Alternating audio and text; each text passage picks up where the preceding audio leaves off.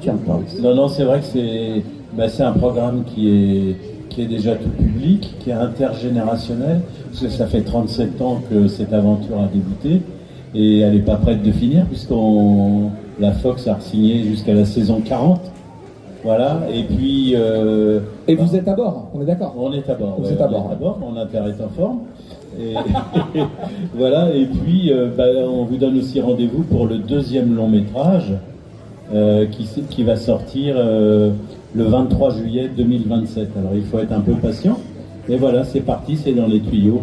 Alors pour revenir après à ce que tu disais, c'est vrai que les Simpsons, ça suscite beaucoup de bienveillance, de sympathie, de drôlerie, beaucoup d'humour. Et ça, on nous le renvoie parce que nous, on travaille dans l'ombre, on n'a pas forcément l'audimat des publics, etc.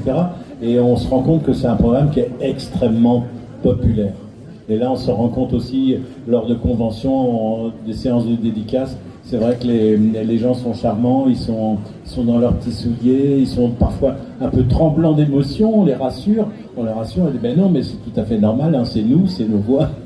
Voilà, donc il y a vraiment un phénomène qui se passe avec... je crois que c'est la magie de la voix aussi qui fait ça. Il y a un lien beaucoup plus émotionnel qu'on a avec des comédiens qui prêtent leur voix à des personnages, plutôt qu'avec... On a une distance avec des comédiens qu'on voit incarner, et on a une espèce de chaleur et de proximité avec des comédiens qui prêtent leur voix à des personnages. Comment est-ce que vous expliquez cette...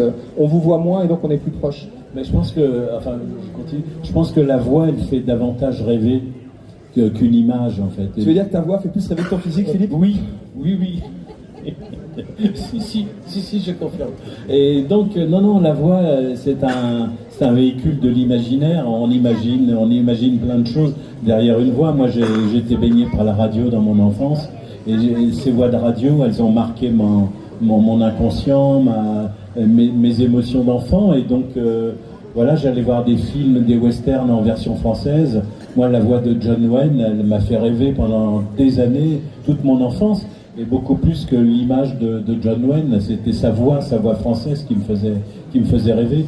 Plus l'image, elle te fixe quelque chose, mais elle te bloque un peu, elle t'embarque pas ailleurs, quoi. Souvent c'est ça. Moi, ce qui me touche beaucoup, c'est quand on fait ce genre de rencontre avec vous, public, eh bien, souvent des réflexions, c'est vous avez bercé mon enfance.